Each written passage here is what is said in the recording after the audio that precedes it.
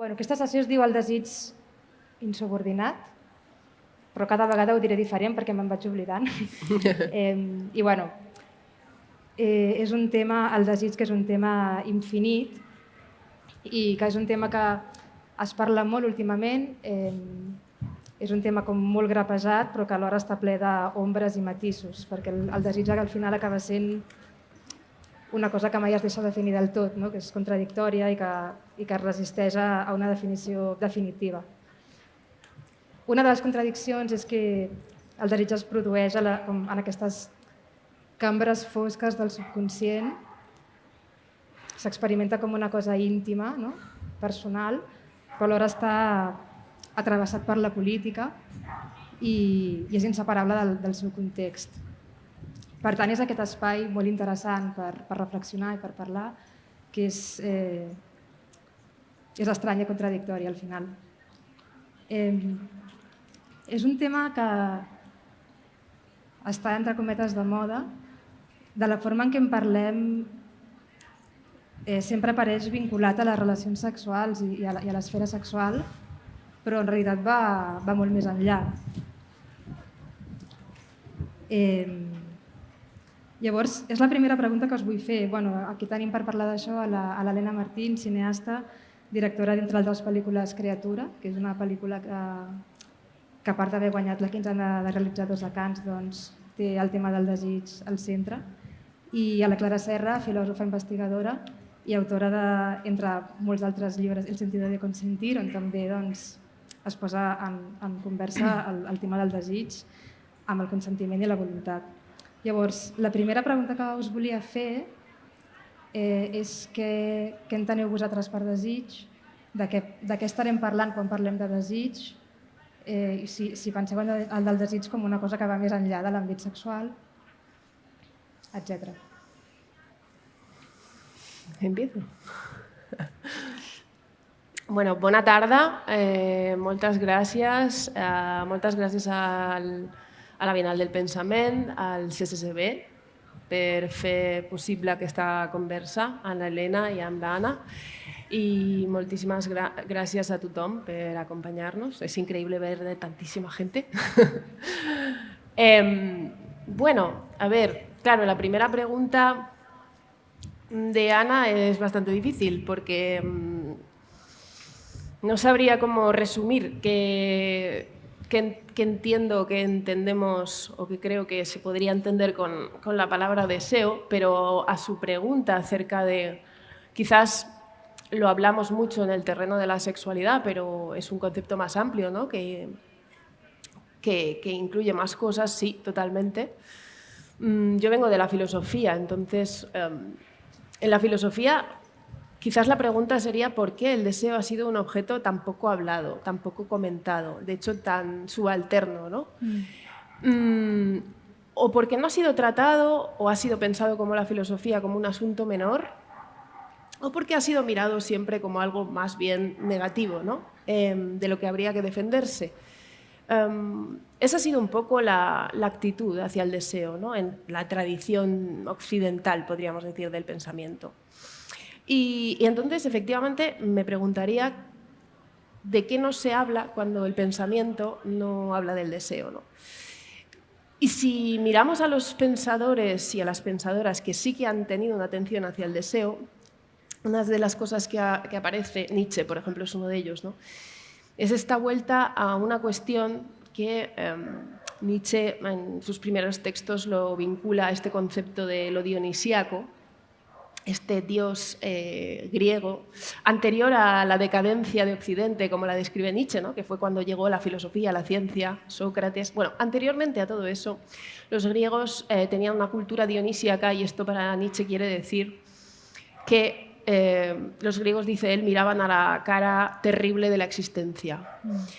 Y el deseo tiene, que es una de las maneras de hablar de esto, para él evidentemente una vinculación con eso, con un aspecto terrible de la vida, donde lo terrible tiene que ver con la vida, pero tiene que ver también con la muerte, tiene que ver con el placer, pero tiene que ver con el dolor, tiene que ver con que el tiempo sea finito, tiene que ver con todas esas cosas que no queremos mirar, algo así, ¿no? Y aparece todo el rato esta idea doble del deseo como algo, dirá Freud, por ejemplo, que tiene que ver con Eros, pero también con Tánatos, ¿no? Este aspecto un poco monstruoso, ¿no? Por lo cual no se lo quiere mirar. Yo, en ese sentido, diría que sí, por supuesto, el deseo nos pone en relación con un aspecto de la naturaleza humana o de la realidad que no es, digamos, ese ideal de la razón, de la racionalidad, del pensamiento político, de la ética, de la dirección del alma, ¿no? que los filósofos han querido dar a través de la razón, del pensamiento, sino que nos conecta con algo mucho más incómodo, quizás más insubordinado, y que ha llevado a la filosofía a preguntarse, bueno, si esto se podrá domesticar, si se podrá educar, o si más bien no. Aquí aparecerían distintas perspectivas. Pero contaba esto, y acabo con esto, porque creo que sí que se habla mucho del deseo, como tú dices, pero hay un cierto discurso del deseo que lo trae a escena siempre con una apariencia siempre muy bella y armónica. Y yo quería recordar que los filósofos que sí han mirado, los pensadores que sí que se han aproximado, lo han pensado desde una mirada donde lo que trae el deseo es a veces, bueno, algo que puede hacer que se tambaleen determinados límites o certezas o seguridades que tienen que ver con la civilización, ¿no? Y por eso, digamos, hay esa actitud de precaución. Entonces, una pregunta sería cómo debemos pensarlo, por ejemplo, desde el feminismo, y si sigue teniendo esa cara terrible o esa cara, al menos no solamente buena, no solamente bonita, ¿no? Helena? Bueno, hola, muchas gracias por estar aquí. Realmente sí, es muy bonito ver a tanta gente. Doncs, amb la pregunta de què estem parlant quan parlem de desig, que també em sembla interessant la pregunta en relació a quan posem el tema sobre la taula i quan el posem sobre la taula com a tema d'actualitat, realment quina càrrega té, no? Perquè quan estem parlant de desig, últimament parlem molt de la càrrega històrica que porta la paraula, que porta el tema, de com els cossos al llarg de les diferents generacions han anat col·locant els condicionants socials i culturals que han anat donant forma a aquesta energia que és molt més inexplicable, no? O aquesta manera inclús d'estar en el món, o aquesta manera de mirar que és molt més difícil de definir. Però, per altra banda, sí que és veritat que quan parlem de desig, moltes vegades costa anar al concret o perquè es romantitza, llavors es parla des d'un lloc com si fos una energia pura i simplement que surt amb facilitat, però moltes vegades tinc la sensació que costa parlar de l'impuls del que surt, o sigui, com de que és una energia que en realitat surt des de molt aviat a la vida i que sorgeix com un despertar dels sentits, com una recerca d'estímuls, d'impulsos, i que, malauradament, super ràpid comença a donar-li forma la societat i la cultura, i llavors es comença a carregar de tota una sèrie de significats que tenen a veure amb aquests espais grisos, perquè el anem emmagatzemant en llocs que són molt difícils de trobar, no? Però em sembla molt interessant la pregunta perquè també està carregada de tot això, la paraula, i alhora també tinc la sensació que està carregada, o sigui, que és una mica enrevessat ara mateix perquè també està carregat d'alguna manera de consumisme, de capitalisme, o sigui, està en un... crec que és important començar definint de què estem parlant per abans de... I seguint amb això, abans en parlàvem durant la promoció de Creatura, van haver-hi molts titulars parlant del desig femení, és una exploració del desig femení. I volia plantejar el desig femení com a categoria si té sentit, perquè no estem parlant purament de sexualitat femenina, el desig femení com a categoria té sentit com a tema polític, té sentit per les circumstàncies històriques en què s'ha produït, no sé què penseu.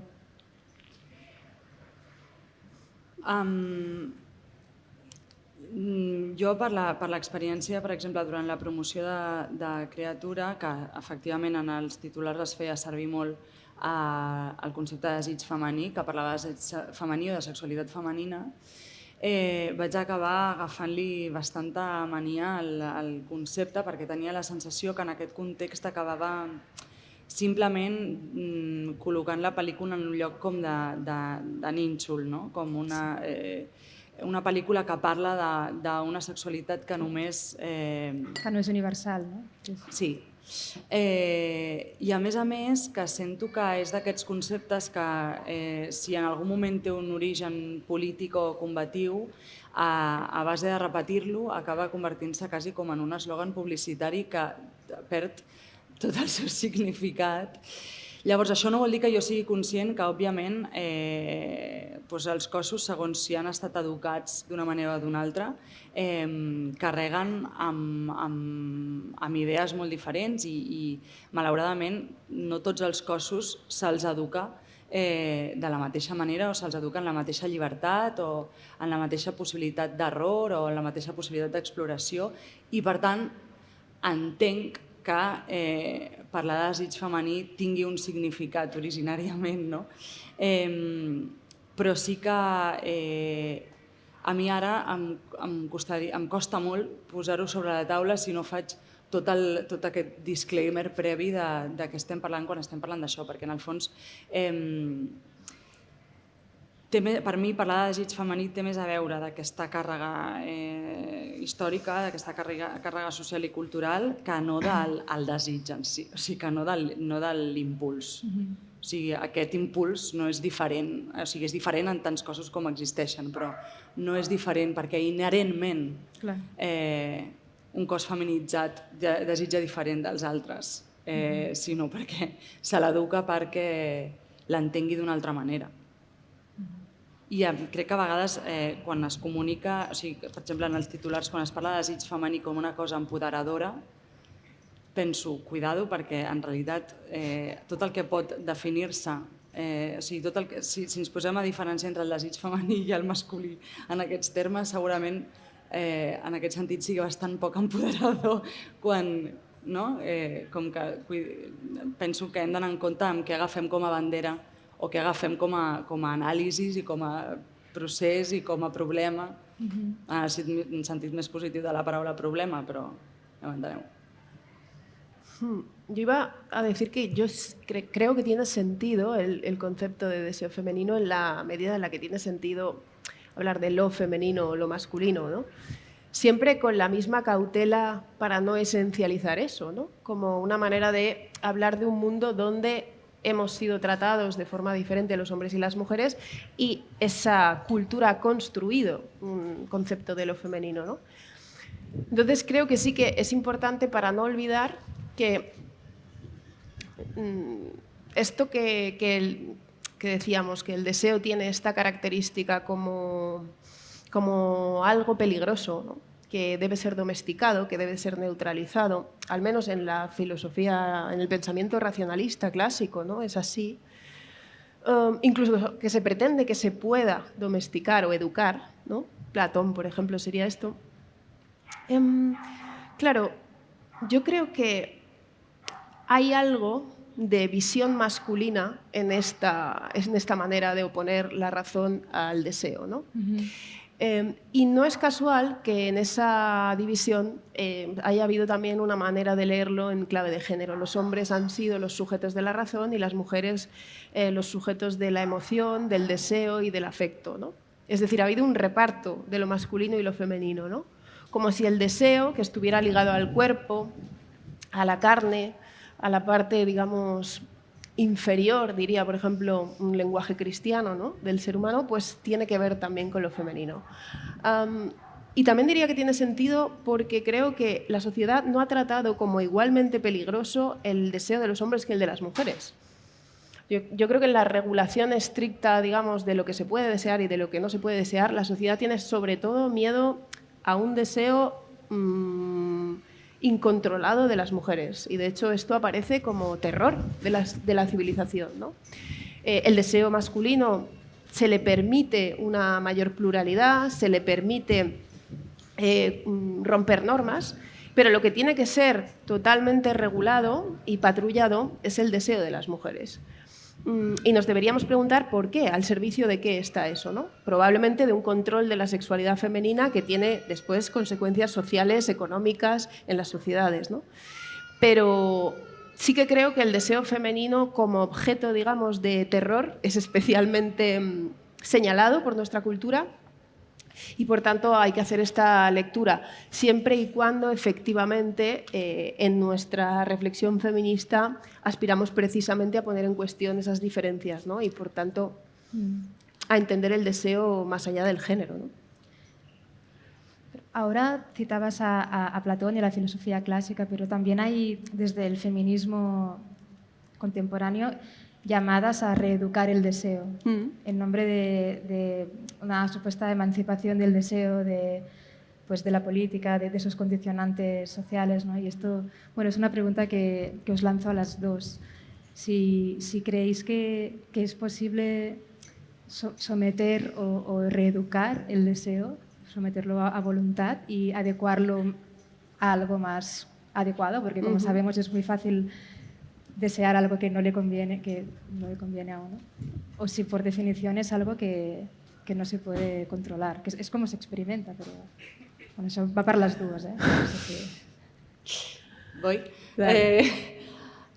Bueno, es lo que en algún momento hemos hablado de que... o sea, a ver, para empezar, sí siento que es decir, la posibilidad de cambio en el gusto, cambio en la forma de abordar las cosas siempre existe, pero para quién y para qué también. Pero sí que de todas formas, que intuyo que tu pregunta también va por ahí, siento que hay una obligación, ¿no? O hay una exigencia a que ese deseo en un nuevo contexto en el que existe el feminismo sea coherente a nuestras ideas intelectuales y que esté alineado con las cosas que consideramos que son interesantes desear, que son sanas, que son conectadas y todas estas palabras que nos guste muchísimo usar a nuestra generación. Y me parece que me parece que sin considerar el camino intermedio es casi una demanda desmesurada y a veces cruel si no pasas por el camino, ¿no? O sea, es decir, desde el inicio el deseo tiene muy poca opción de autorregularse, tiene muy poca opción de salir de una forma natural, de salir de una forma espontánea, de construirse de una forma particular, propia, personal. Cuando cuando el deseo aparece y somos criaturas, enseguida se ubica ese deseo en un lugar de secreto, de prohibición, de muchas regulaciones sociales que además no son coherentes, tampoco hay un plan social que sea siempre coherente, sino que muchas veces lo que se nos pide para regular ese deseo es contradictorio, con lo cual esa energía solo tiene cabida en espacios de tabú, de secreto, muchas veces espacios culpables, recovecos con formas extrañísimas en algún lugar de nuestra psique y en algún lugar de nuestro cuerpo. Entonces, es eso, ¿no? Desde los inicios y nos vamos desarrollando y esa energía va encontrando sus huecos para salir y luego llega un momento que como personas adultas se nos pide que ese deseo sea sano. Nunca ha sido así.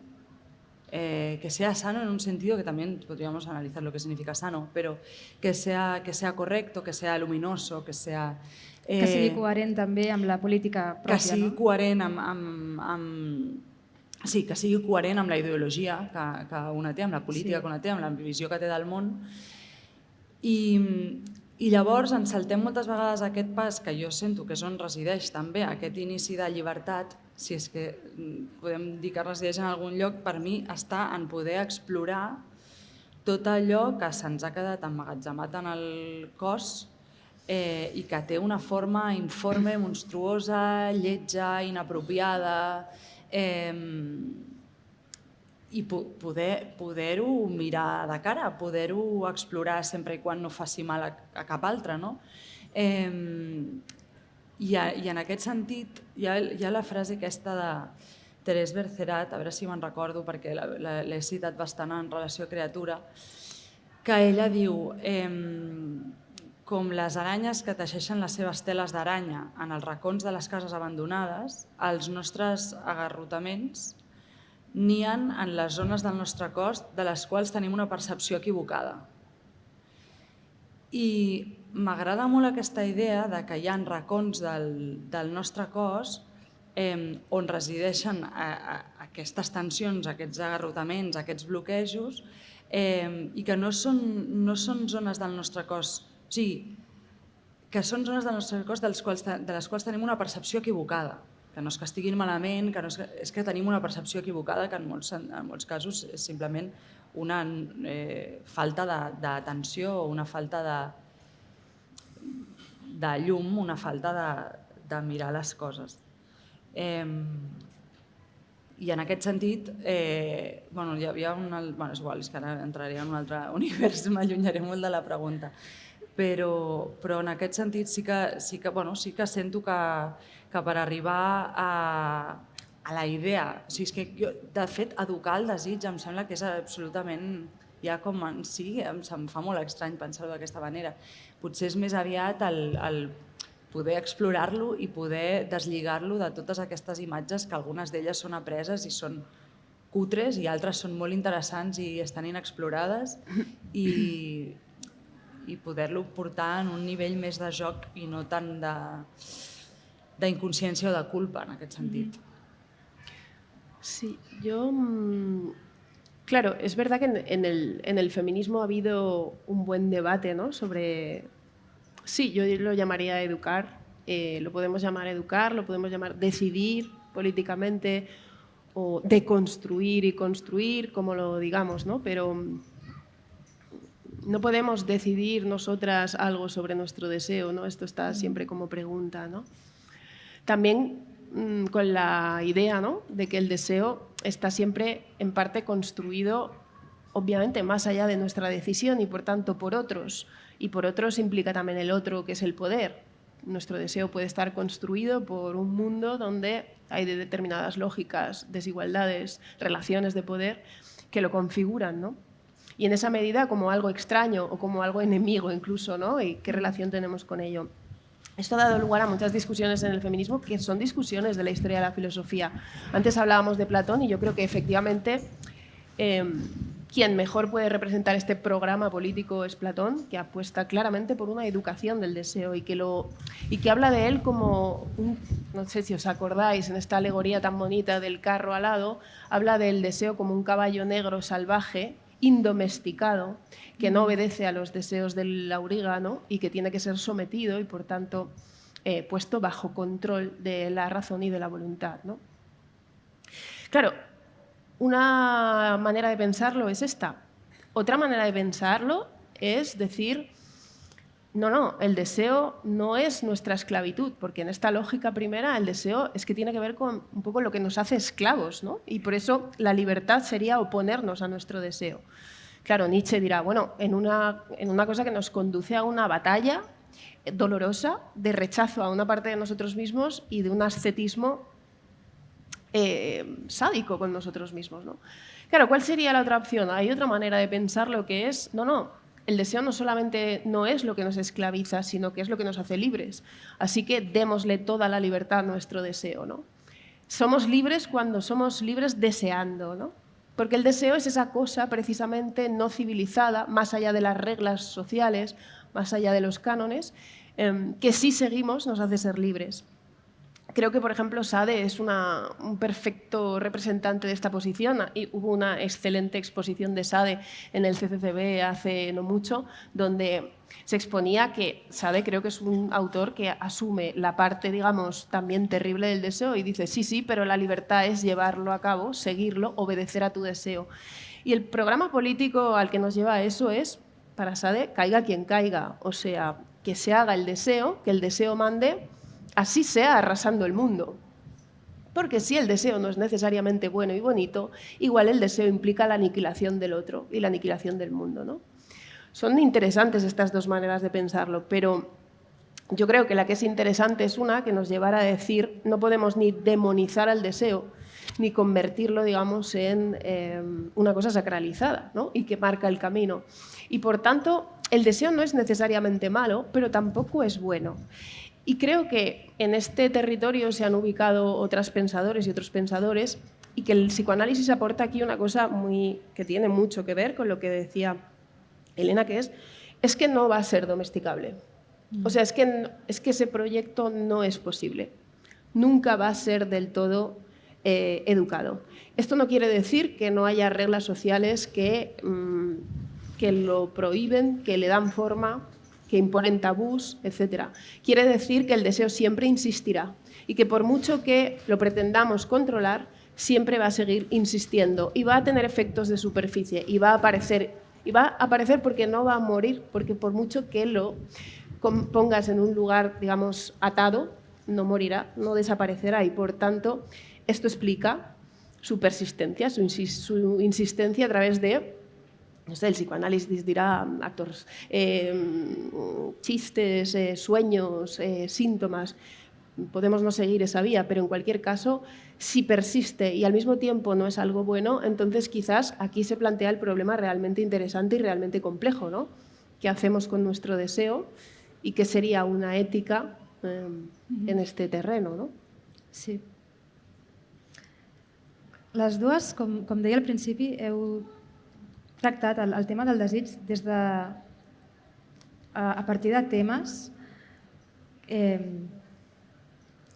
delicats o espinosos, per dir-ho finament, com són la complexitat o les paradoxes del consentiment i la sexualitat en la infància, el despertar sexual en la primera infància, que no són temes fàcils d'abordar perquè estan envoltats de silencis, de pors, de tabús, com parlàvem abans.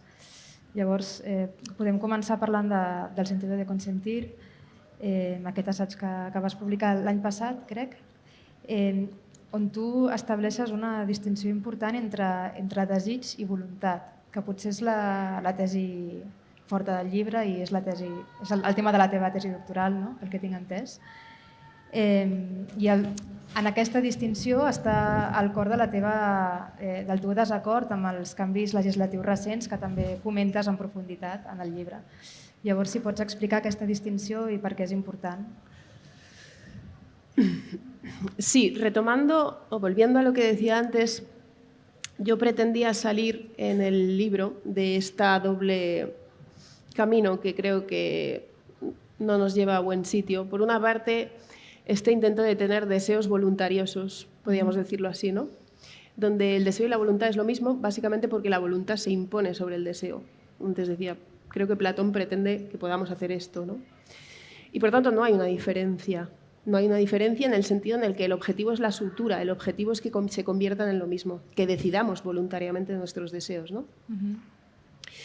La otra, que es algo así como dejar de lado la voluntad para darle al deseo como el encargo de llevarnos a los sitios buenos, en este caso, por ejemplo, a un mundo de relaciones más respetuosas, porque de esto hablamos cuando hablamos de consentimiento, de cómo enfrentarnos a un mundo donde unos imponen su voluntad o su deseo sobre otros y se cruzan las líneas del respeto a, sobre todo, a las mujeres, ¿no? Y claro, yo quería plantear una pregunta que es, ¿creemos que darle la palabra al deseo es la manera de garantizar un mundo más respetuoso?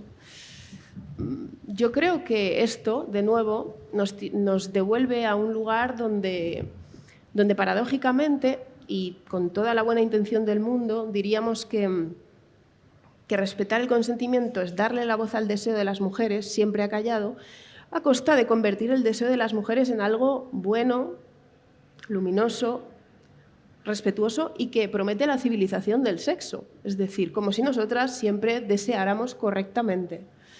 Y creo que esto es un terreno al que no hay que llegar, porque volvemos a ese lugar del que creo que tenemos que salir. Plantear el problema en su complejidad creo que tiene que pasar por plantear por qué las mujeres han tenido un deseo mucho más vigilado, mucho más perseguido por la culpa, ante el cual las propias mujeres hemos tenido miedo, solo en el terreno del deseo, ¿no?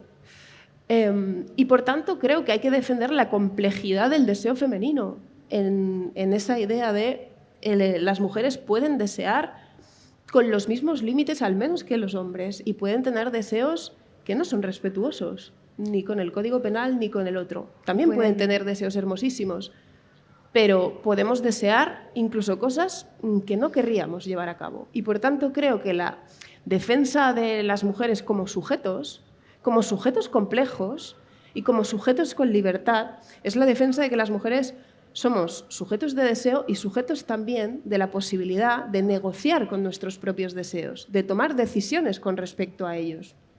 Esto no quiere decir lo mismo que educarlos o cambiarlos.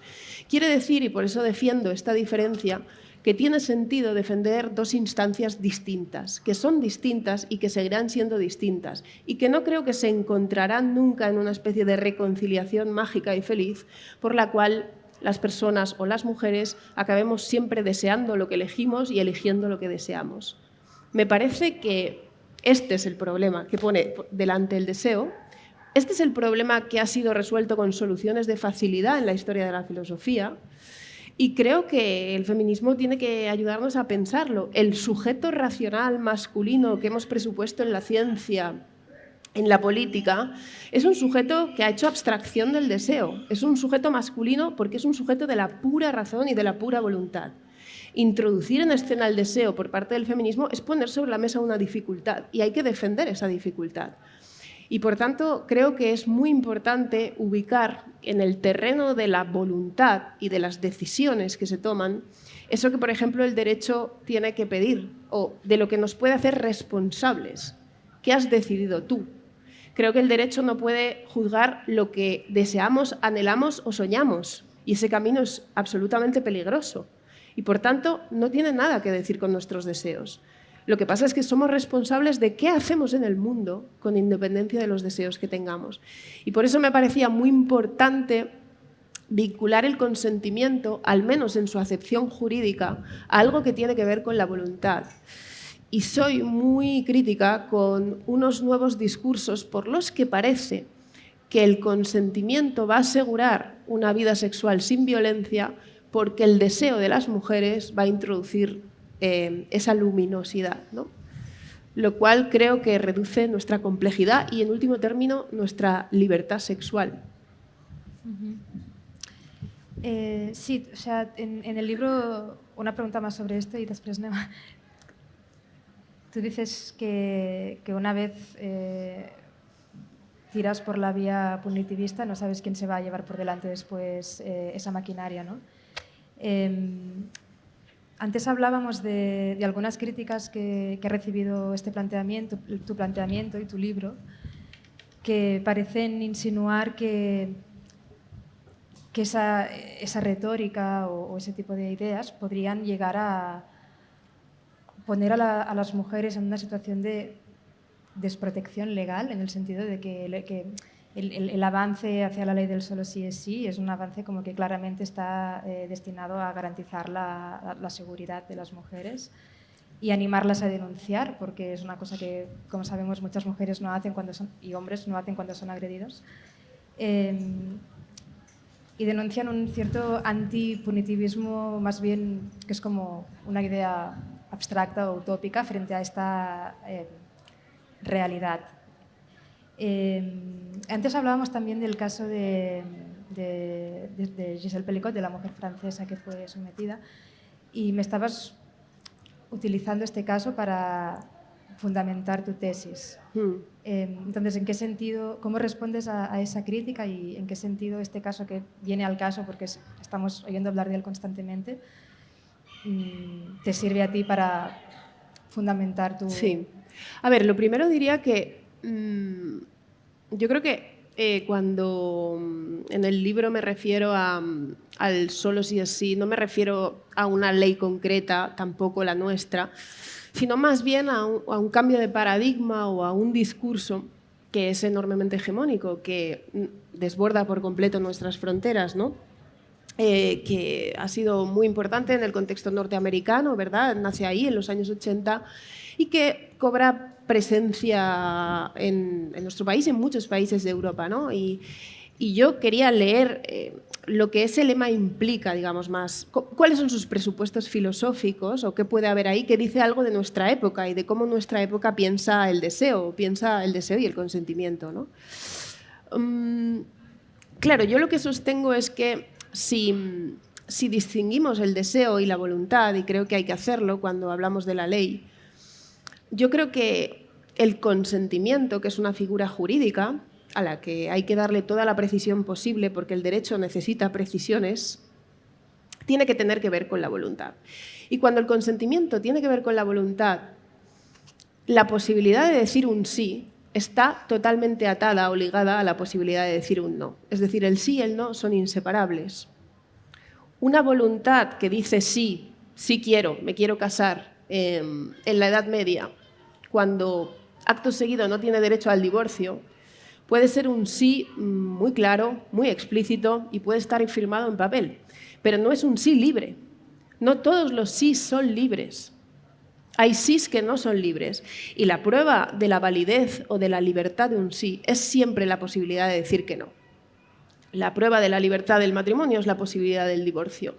La prueba de la libertad de un sí en el sexo es la posibilidad de retirarlo y de decir después que no.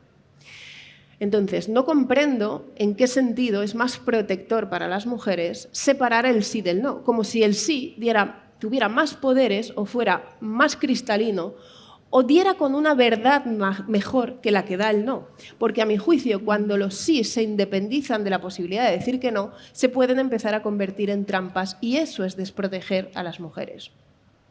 A raíz del caso francés, efectivamente, lo que hablábamos es que si a algo se han pretendido agarrar los acusados del caso que ha sacudido Francia, ¿no?, es a que ellos pensaban que ella había dicho que sí. Es decir, y quizás dio un consentimiento afirmativo, ¿no? Quizás dijo que sí. Yo pensaba que había pactado con su marido. Yo pensaba que ella estaba de acuerdo. Yo pensaba que ella, por tanto, había dicho que sí. Esto, si tomamos esa vía, si decimos, vamos a recorrer esa vía, entonces entraríamos en la necesidad de probar si ella dijo que sí o no. Yo creo que hay una respuesta muchísimo más fácil y muchísimo más protectora y muchísimo más garantista, que es, da igual si tú pensabas que ella dijo que sí, da igual incluso si lo dijo, y da igual si lo dijo y lo grabó en piedra y lo firmó en un papel, porque ese sí es inválido en la medida en la que después una mujer inconsciente no podría retirarlo. Así que tú puedes inventarte todos los sís imaginarios que quieras, pero ni siquiera vamos a entrar en este juicio, en ese lugar, porque tú, aunque no supieras si ha dicho que sí, sabes perfectamente que una persona inconsciente no puede decir que no. Y si no podía decirte que no, ningún sí es válido. Y esa es la respuesta absolutamente más protectora que hay en este caso y en todos los casos en los que hay una imposibilidad del consentimiento, que siempre es la imposibilidad de decir que sí y la imposibilidad de decir que no. Así que si se quiere decir que hay más validez o más verdad al decir el sí y se quiere independizar el sí, que podría ser verdadero con independencia del no, se tendrá que contestar en qué caso, en este caso, a dónde nos llevaría. A mi juicio, a la desprotección. Vale.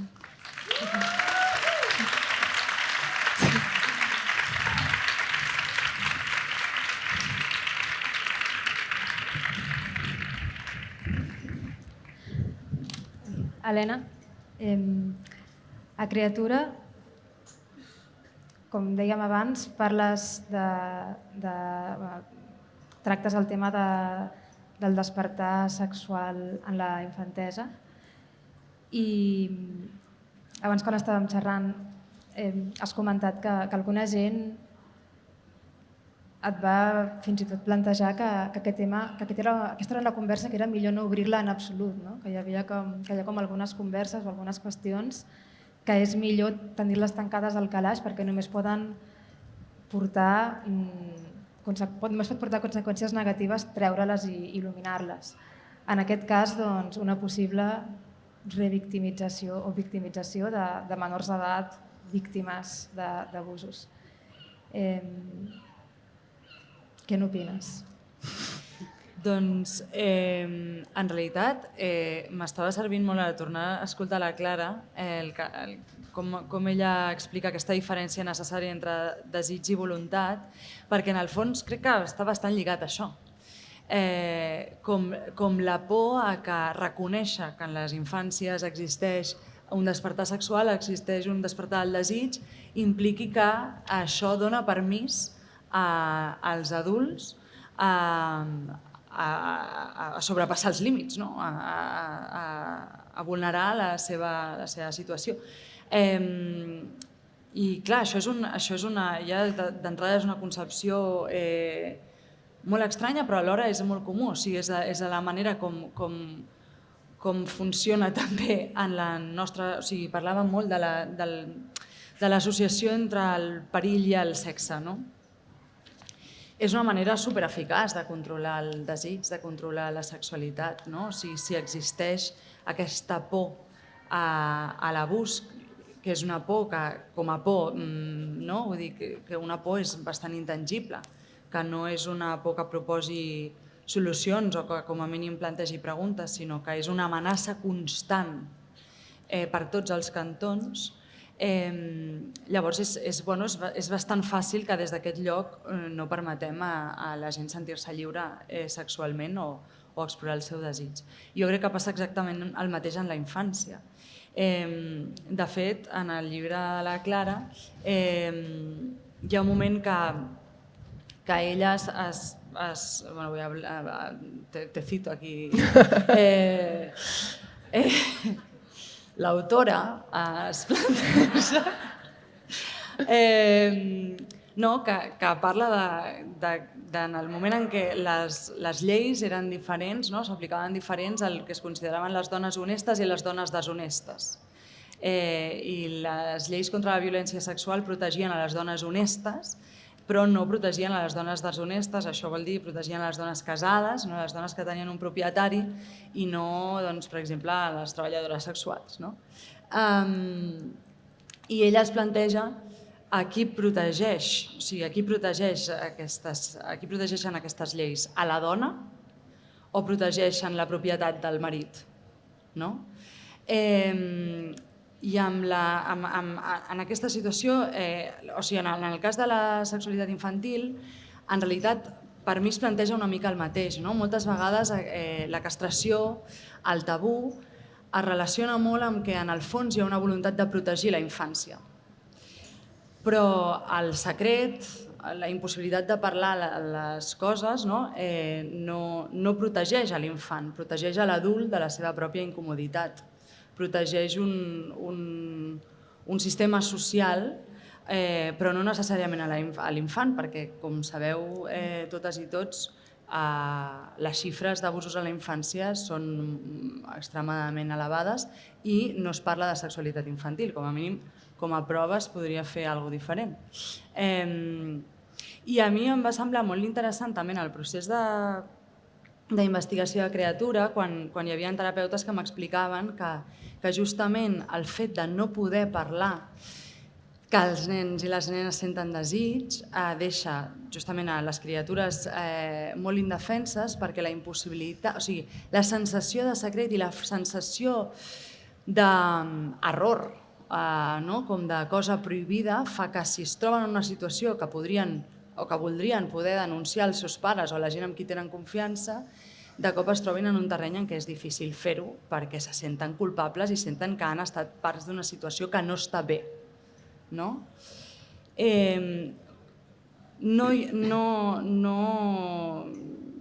Abans ho parlàvem, no hi ha solucions fàcils a res, però com a mínim sí que hi ha la pregunta, i jo em plantejo la pregunta de què passa si podem amb les criatures, en comptes d'ignorar, negar que existeix aquest despertar sexual, si podem orientar-lo, si podem guiar-lo, si podem obrir una conversa, si podem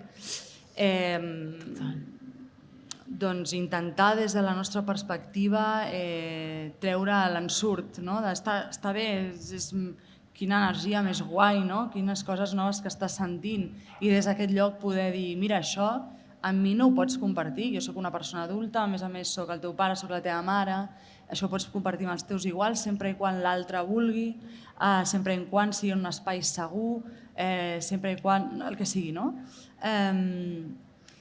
Però clar, aquestes converses és difícil tenir-les si d'entrada es nega el problema.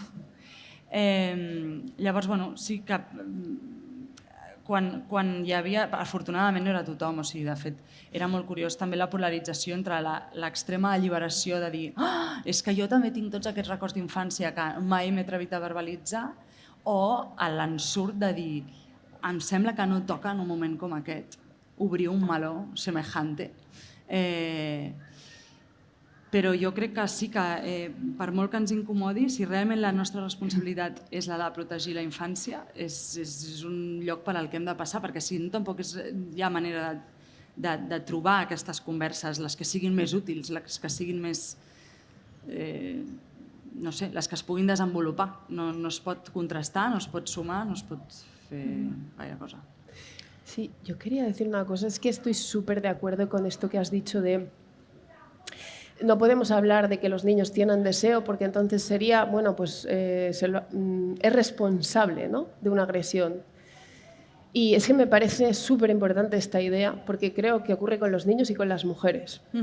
O sea, parece, y volviendo a lo que decíamos antes, ¿no?, que hablar de un deseo femenino, todo lo complejo que tiene que poder ser, sería, y aquí viene a veces alguna crítica por aquí, no apropiado en el momento en el que lo importante es la protección. Y yo desconfío profundamente de que esa manera de abordarlo sea la correcta, porque a mi juicio está comprando precisamente lo que hay que impugnar, que es, ¿no?, cuando te dicen, no, pero ¿por qué estáis abriendo estas discusiones sobre el deseo cuando estamos hablando de la violencia? Bueno, pues precisamente por esto.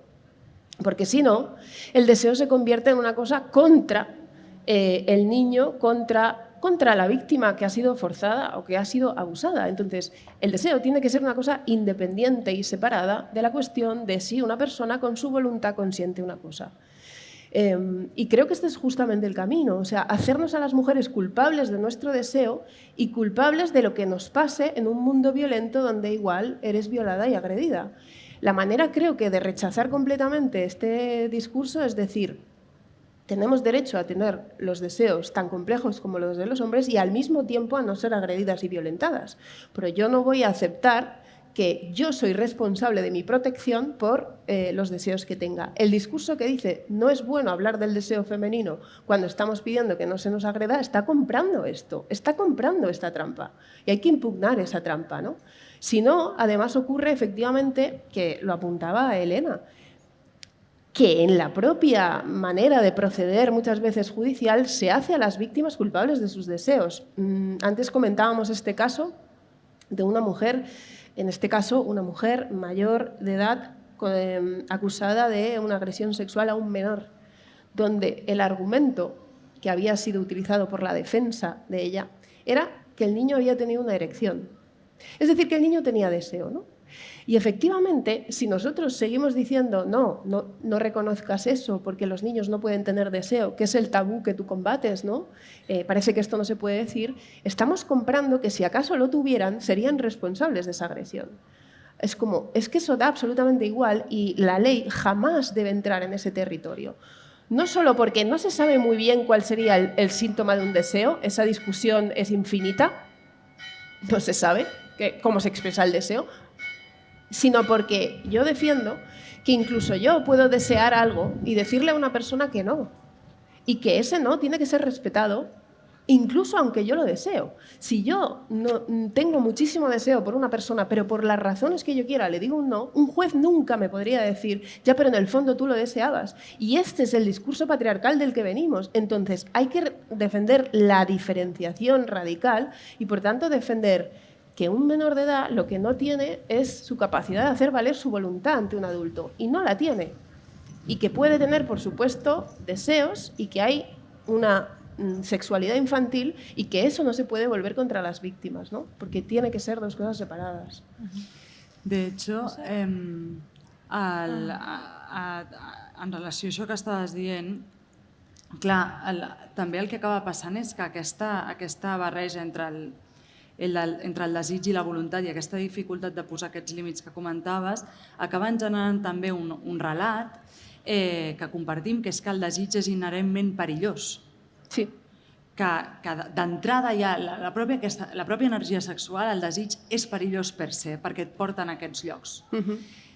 Llavors, clar, la manera en com es desenvolupa el cos i els sentits en relació a això és molt difícil que pugui explorar. És molt difícil accedir al plaer des d'aquest lloc, no? Perquè ja comença per... Claro, hay miedo, hay tensión física, ¿no? Com quantes dones, per exemple, tenen problemes de contractures, tenen problemes de tensió a la zona pèlvica, o sigui, això és una cosa que també es va transmetent, no? Les unes a les altres i els uns als altres. I en relació al que deies del cas d'aquesta dona que va agredir a un noi menor i de tots els problemes que això comporta aquest malentès, també jo em vaig trobar a les entrevistes que feia en el procés de documentació de Criatura que hi havia dones que m'explicaven que elles tenien també molta por a explorar o a posar-se en terrenys de joc on no està tot segur, on no està tot clar, perquè alguna vegada havien tingut fantasies de violació.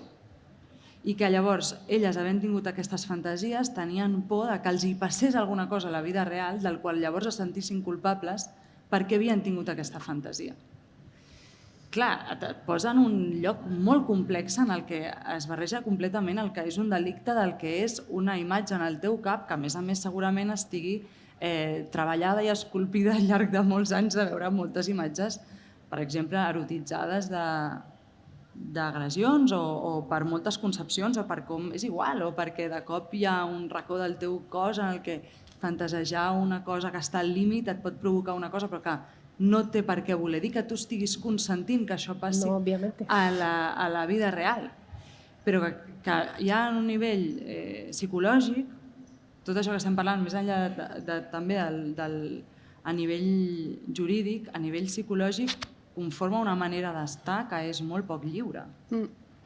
Sí, pero yo diría que ni siquiera hace falta irse a extremos tan límites como ese tipo de fantasías, sino que siempre ha pasado un poco esto en el debate feminista. Yo creo que ciertas feministas contestaban, claro, se me podría decir, bueno, ¿y por qué tienes un deseo heterosexual? Quiero decir, tampoco hace falta irnos a casos tan extremos para ver debates en los que podría recaer al final en tu responsabilidad, digamos, bueno, ¿por qué tienes este deseo? ¿Por qué te gusta esto? Eso es de lo que justamente algunas feministas se han quejado en el sentido de esto recae otra vez en la culpa, en la autorresponsabilización que todo el rato el patriarcado ha puesto en las mujeres. O sea, cuando desees te pasarán cosas malas. Así que mejor no desees. De hecho, mejor ten relaciones sexuales sin deseo. Porque cuando desees, esto legitimará que te pasen las cosas que te pasan en un mundo donde los hombres tienen deseo y lo imponen sobre vosotras, ¿no? De ahí que me parezca tan absolutamente importante hacer esta nítida distinción, uno para el terreno legal y otro para el terreno en donde creo que tenemos que deshacernos de culpas y iniciar conversaciones de otro tipo, conversaciones éticas, y aquí el feminismo tiene mucho que hacer. Por supuesto, un combate contra los estereotipos y evidentemente los modelos que también configuran nuestro deseo, pero liberándonos a nosotras de ese horrible peso que, desde luego, los hombres no han tenido, ¿no? Bueno, sap greu perquè sento que acabem de començar, tinc moltes preguntes a Sí, fer-vos, total. però m'han comentat abans que obríssim a preguntes del públic. Si hi ha alguna pregunta, és el moment.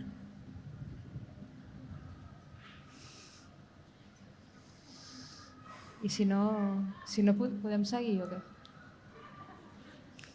És que no sé quina hora és. Cap pregunta? Ah, mira, hi ha una pregunta aquí.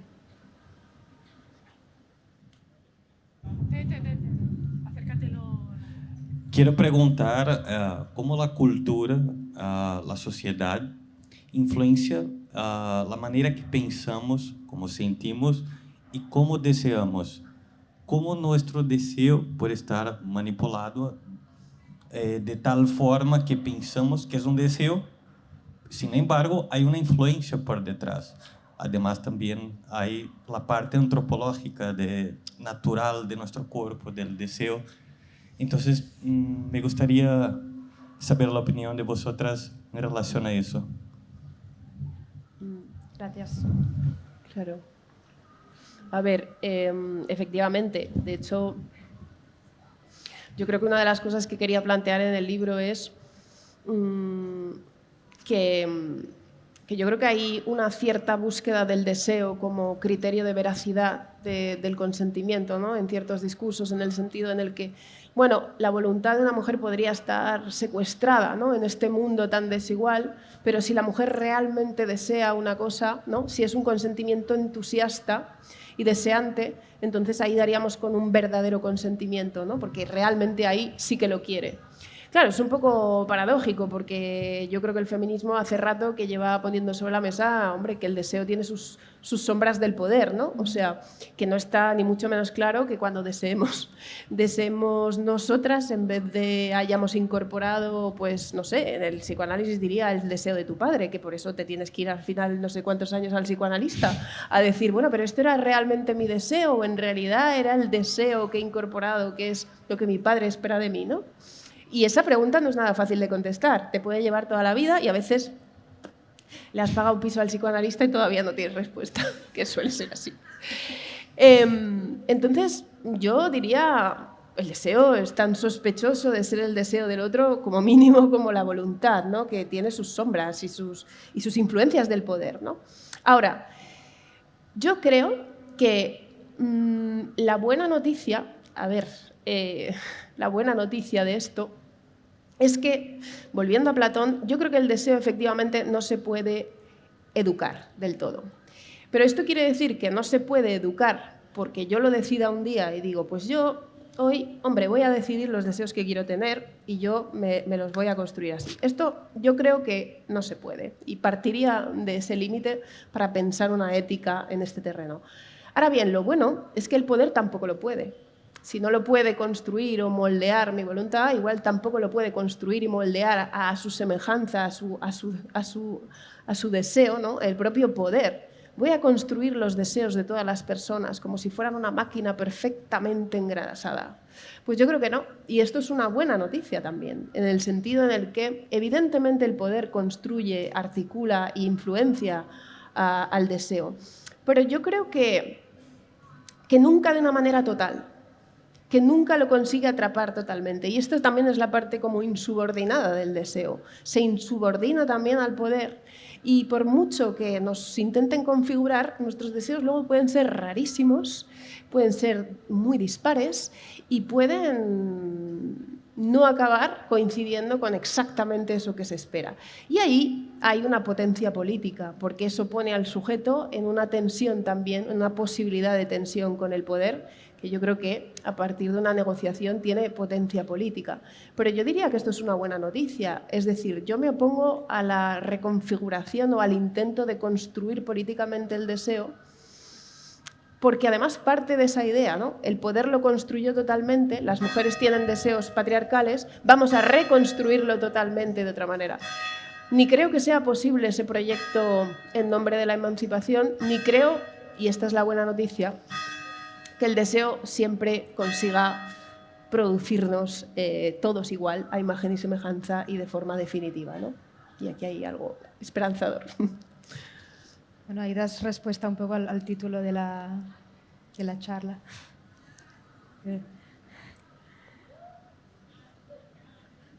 Hi ha temps per una altra pregunta, si algú en té aquí.